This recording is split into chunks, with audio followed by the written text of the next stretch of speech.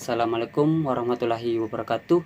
Yang terhormat Bapak Dr. Muhammad Iswal Burhan, SPD MT, dan teman-teman yang saya cintai dan saya banggakan. Pertama-tama, izinkan saya memperkenalkan diri. Perkenalkan, nama saya Andi Sarul Ramadan Rasid dari program studi Pendidikan Teknik Elektro S1 kelas 02 dengan NIM 2202 045 00016. Baik, pada kesempatan kali ini saya akan menjelaskan resiko bahaya fisik dan alat pelindung diri yang harus digunakan serta kebutuhan rambu-rambu K3 apa saja yang perlu digunakan pada lokasi kerja yang ada pada video tersebut. Seperti yang bisa kita lihat pada video tersebut, bahwa para pekerja tidak menerapkan penggunaan alat pelindung diri pada saat mereka bekerja, seperti alat pelindung kepala atau safety helm, alat pelindung mata atau kacamata, alat pelindung pernapasan seperti masker, alat pelindung telinga seperti earplug atau penyumbat telinga, sarung tangan, sepatu safety, dan baju pelindung. Kelalaian seperti tidak menggunakan alat pelindung diri ini akan sangat membahayakan para pekerja pada saat melakukan pekerjaan mereka di tempat kerja mereka. Penggunaan APD ini bertujuan untuk melindungi para pekerja dari resiko dan bahaya yang dapat membahayakan kesehatan atau keselamatan saat di tempat kerja mereka. Baik, contohnya itu seperti penggunaan alat pelindung kepala. Pelindung kepala ini digunakan untuk melindungi kepala dari benturan, jatuh, atau serpihan benda yang terlempar ke udara. Dan penggunaan alat pelindung mata dan telinga. Pelindung mata ini digunakan untuk melindungi mata dari serpihan, debu, benda tajam, atau benda-benda yang berbahaya lainnya. Pelindungan telinga juga digunakan untuk melindungi pendengaran dari kebisingan atau suara-suara yang berbahaya seperti suara mesin. Dan juga alat pelindung tangan dan kaki seperti sarung tangan dan sepatu safety. Sarung tangan sendiri digunakan untuk melindungi tangan dari bahan kimia atau benda tajam. Sepatu safety digunakan untuk melindungi kaki dari jatuh atau terinjak oleh benda berat, tajam, atau bahan kimia. Dan yang terakhir adalah alat pelindung pernapasan seperti masker. Masker ini digunakan untuk melindungi saluran pernapasan dari paparan debu, gas beracun, serta bahan kimia lainnya.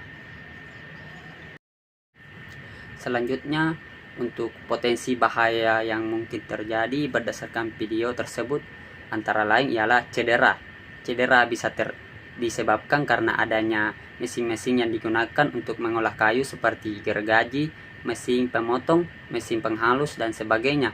Jika tidak dilakukan dengan hati-hati, para pekerja dapat terkena cedera yang serius seperti potongan, luka bakar, atau patah tulang. Selanjutnya, kebakaran. Kebakaran ini bisa terjadi disebabkan karena kayu yang mudah terbakar. Kebakaran dapat terjadi akibat penggunaan mesin yang terlalu panas atau korsleting listrik. Dan potensi bahaya selanjutnya ialah kebisingan dari mesin-mesin yang digunakan. Jika tidak dilindungi dengan pelindung telinga, kebisingan dapat menyebabkan kerusakan pada pendengaran. Dan terakhir ialah debu kayu.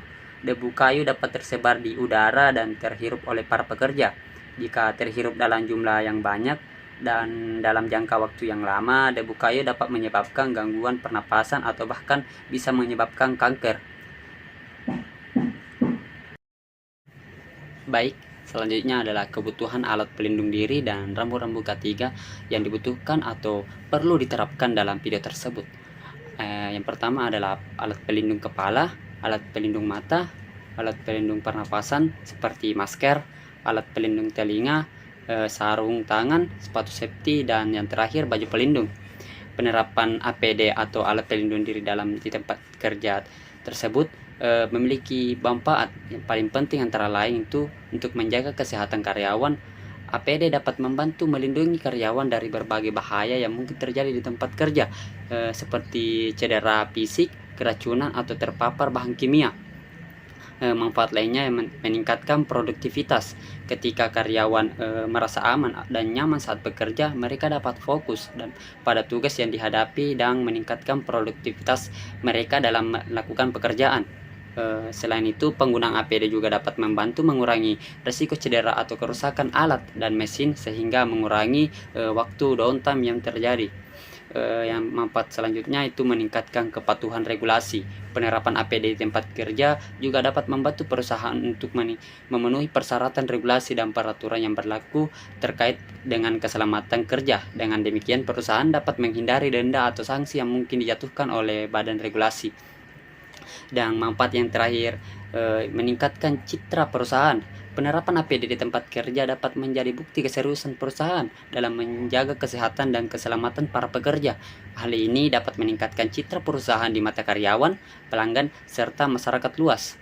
Adapun rambu-rambu ketiga yang dibutuhkan atau perlu diterapkan dalam video tersebut, yang pertama adalah bahaya benda tajam, bahaya kebisingan tinggi, hati-hati badan terjepit, bahaya pernapasan, hati-hati mesin menyala otomatis, dan hati-hati bahan mudah terbakar. Penerapan rambu-rambu ketiga dalam tempat kerja ini memiliki manfaat. Yang pertama, meningkatkan kesadaran dan keselamatan kerja. Rambu-rambu ketiga yang terpasang dengan jelas dan tepat dapat membantu meningkatkan kesadaran karyawan tentang pentingnya keselamatan dan kesehatan kerja di tempat kerja. Hal ini dapat mendorong karyawan untuk mematuhi prosedur keselamatan dan kesehatan kerja yang ditetapkan dan mengurangi risiko kecelakaan dan cedera. Dan manfaat yang terakhir, mengurangi risiko cedera atau pemasangan rambu-rambu ketiga yang tepat dapat membantu mengurangi risiko kecelakaan dan cedera di tempat kerja. Rambu-rambu ketiga yang ditempatkan dengan tepat dapat membantu karyawan untuk memahami risiko kerja yang ada dan langkah-langkah yang harus diambil untuk mengurangi risiko tersebut.